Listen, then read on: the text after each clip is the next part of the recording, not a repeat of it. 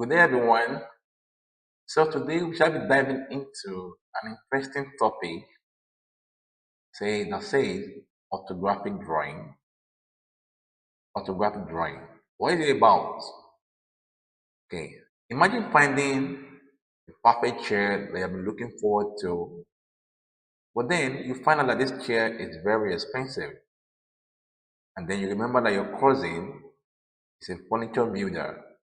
Maybe he could make this chair, but the problem now is how do you describe this chair on the phone? So this highlights the need for precise communication in design. And there is where orthographic drawing comes in. With the knowledge of orthographic drawing, you can describe any kind of 3D shape with its measurement exactly as it is using this drawing technique. Alright? So let's dive into it properly. Why do we need orthographic drawing?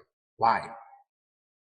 Number one, orthographic drawing is used in communicating design, any kind of design. Verbal description will not be enough to describe design of any object that you want. Even 3D models may fall short of some things in the communication. Therefore, orthographic drawing have come to bridge this gap. Orthographic drawing provide unambiguous language that anyone into designing can understand. Okay, it goes beyond 3D limitations. 3D limitation will show you the three dimension of that shape. But then this orthographic drawing will go beyond that. It will not just give you the overall form, it will break down every 2 dimension of that 3 dimension. It will break it down for there not to be any obscurity or ambiguity in the design. So, how do we now define orthographic drawing? We say orthographic drawing, sometimes known as orthographic projection, is a technique that translates 3-dimensional objects into multiple 2-dimensional views. Each view captures the object from a specific direction, revealing precise details without perspective distortion.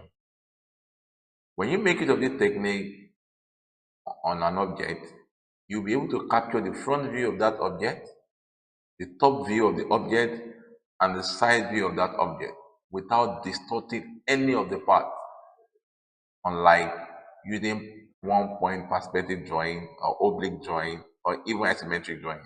This drawing is the summary or the master of any other type of 3D drawing.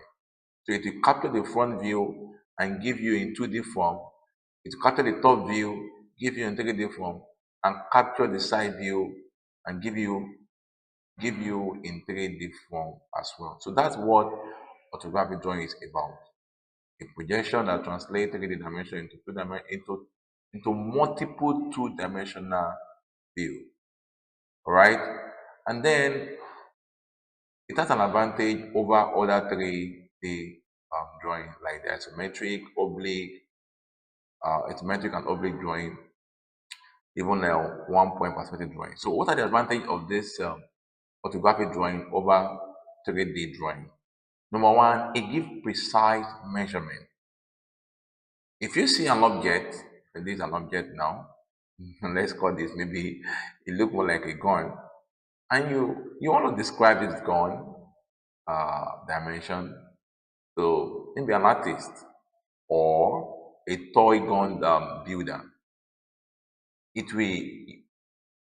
The use of this technique, orthographic drawing, will help you to get the precise measurement. You see, the top here now, it has translated it to the 2D form. You see, the top view now is being seen here, 15 by 30.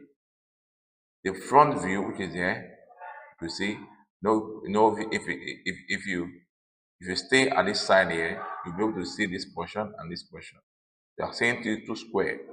Two square can be seen at the side of this object. So these are the two square boxes. So, and the dimension respectively. And then the right view too, if you come to stay at the right side of this object, you'll be able to see this particular rectangle and particular one. And these are the, this is the 2D shape of this. So it gives a precise measurement of that object without distorting. Undistorted dimension, like I've just mentioned. So as you view them, you will give the exact measurement, exact dimension that you could see. The exact dimension of that object will be given. And also there will be clarity in scale. Wherever you're going to get your orthographic drawing, we get full clarification of scale that you have used. Maybe you have used them 1 by 1 or 1 by 2. There will be clarity in scale. And one good thing again about this orthographic drawing is that it also reveals hidden details. This is another type of orthographic drawing. Hidden details are revealed with dashed lines. Okay, you could see now this dashed line is showing that this part is hidden, but it's not. That means it's not shown in the object. So it will help in revealing hidden details using dashed lines, which is another feature that makes it better than 3D drawing. And lastly, it is manufacturing ready. In other words, it provides the definitive data that engineers or fabricators may need for construction. So, in summary, we say that orthographic drawings are the backbone of engineering and design. It offers unparalleled clarity for complex objects. No matter how complex the object may be, when you apply this technique in drawing that object, you will get everything. You capture everything about that object in 2D form. Okay, so these are the advantages that orthographic drawing have over other 3D drawing, like the isometric drawing, the oblique drawing, and the perspective drawing that we have discussed in our previous lessons. Okay, there are two major styles of this orthographic drawing. The first one is known as the first angle projection, and the second one is known as the third angle projection. How did this first angle and third angle come about? Just imagine a quadrant. In mathematics, quadrant is when you divide your axis into 4 parts, okay, the y and x axis. So this is the first quadrant here. This other part is now the second quadrant, and here is the third quadrant and the fourth quadrant. Now the orthographic drawing is of two types. The one where the object is placed in the first quadrant is the object here, and the second one where the object is placed in the third quadrant. For the first angle projection, it is commonly used it's commonly used in Europe and Asia. Okay, they use this method in Europe and Asia, and this style is done by placing the object between the viewer, this is the viewer here, and the projection plane, this is the projection plane here. Okay, so when the object is placed between the projection plane, in this case, they're on the first quadrant, and the viewer, then you say you are using the first angle projection, and it is commonly used in Europe and in Asia. While for the third angle projection, the object is placed in the third quadrant. However, the viewer is not in the third quadrant. The viewer is in the fourth quadrant, and then is now viewing the image of the object on the projection plane. Okay, so in this case, we can say that for third angle projection, it is when the projection plane itself is between the object and the viewer. So these are the two styles of orthographic drawing. Either you use the first angle projection method, which is commonly used in Europe and Asia, or use the third angle projection, which is predominant in United States as well as Canada. Any of them will give you the result of orthographic image. So, perspective matters. Whether you use the first angle projection or the third angle projection, you will have a similar result. You will get the same result that you are looking out for. You will get the same 2D image. But then there's crucial distinction.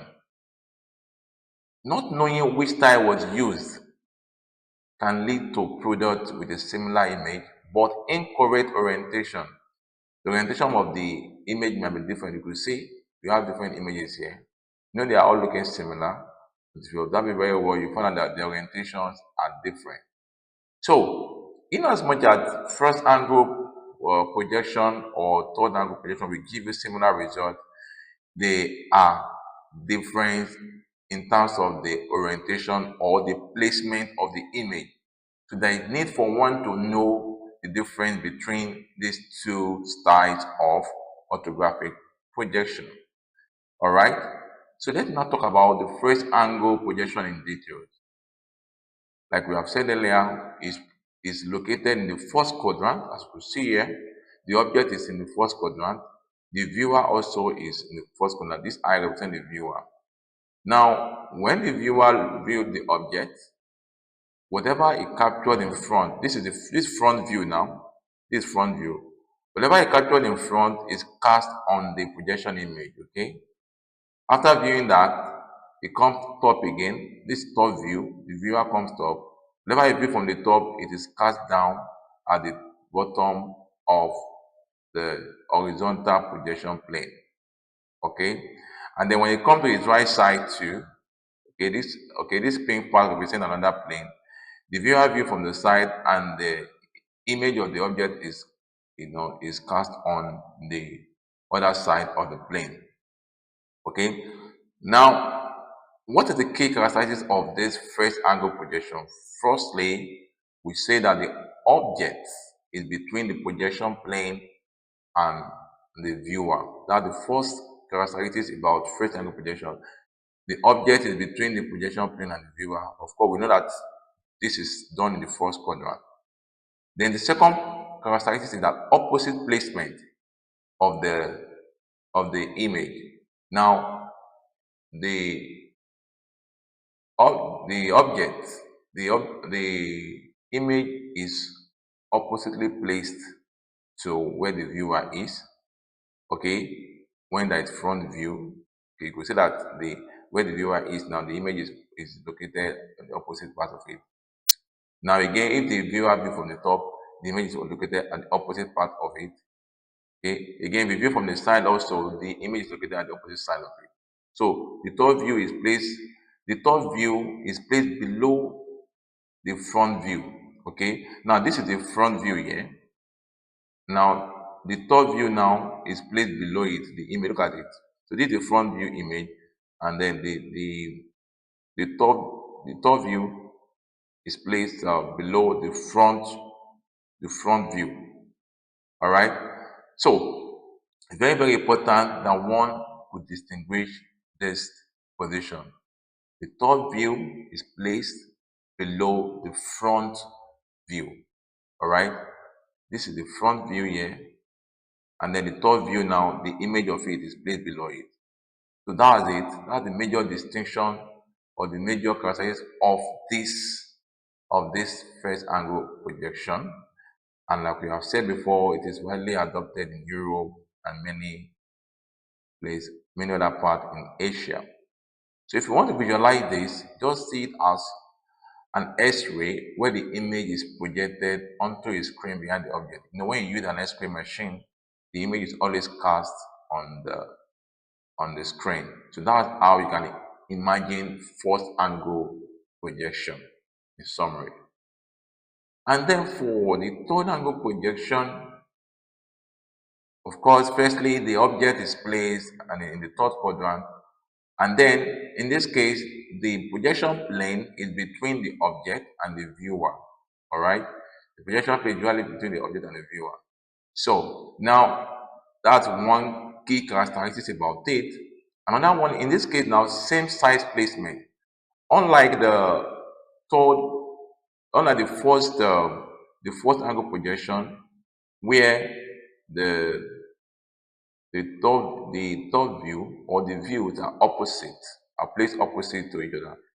is different for the third angle projection. In this case now, the front view is just in front of the viewer. Okay, this is the object here, and this is the image here, and the viewer is here. The same top view also is also just in front of the viewer. All right, so same side placement. So the top view is placed above the front view. All right, so this is the front view here, and the top view is just placed above it, the image. Unlike the other one where the top view is placed below. This is the top view image that is placed below the front view. However, for third angle projection, the top view is placed above the front view. All right, and then we know that it is commonly used in United States and Canada. So you can imagine this one. You can imagine this type of projection by seeing yourself taking a photograph of each side of the shape, and then noting it down. So this is the detail about the third angle projection as well as the first angle projection in orthographic drawing. Now, the critical difference between the two actually is their view placement that we have emphasized before.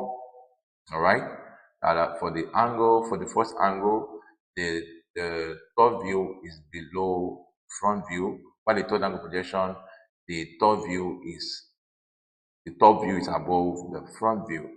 Okay, and then the front view for both cases, there's similarity now. They are both at the center. Okay, the front view are both at the center. However, the top view is placed below for first angle, while the top view is placed above for third angle.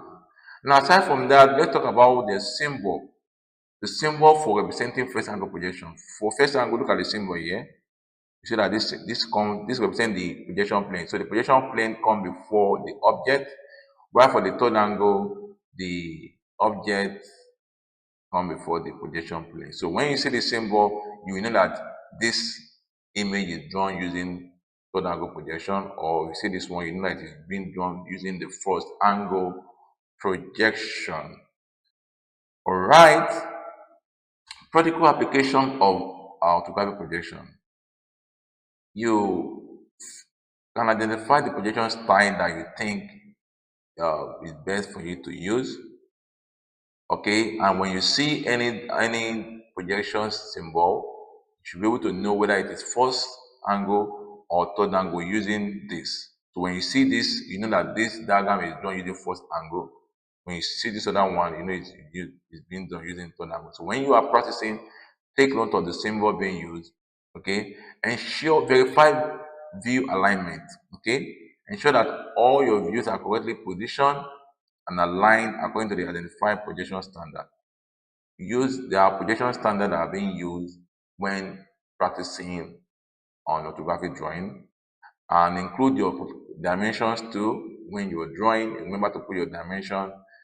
Okay, whether it's 12 centimeter, 2 centimeter indicated there, and also show hidden lines like we mentioned earlier, where they need to show your hidden lines that represent show your dashed lines that represent the hidden features. Please show that. All right, when you do all these things, then you keep practicing and practicing and practicing until you have mastered this type of 3D drawing. So continuous practice is very, very key, either for first angle projection or third angle projection techniques. Continuous practice will make you to master this skill. Okay, so we shall be drawing the curtain here today on this topic. I hope you have learned something on orthographic drawing. Thank you for watching and have a wonderful day. Bye for now.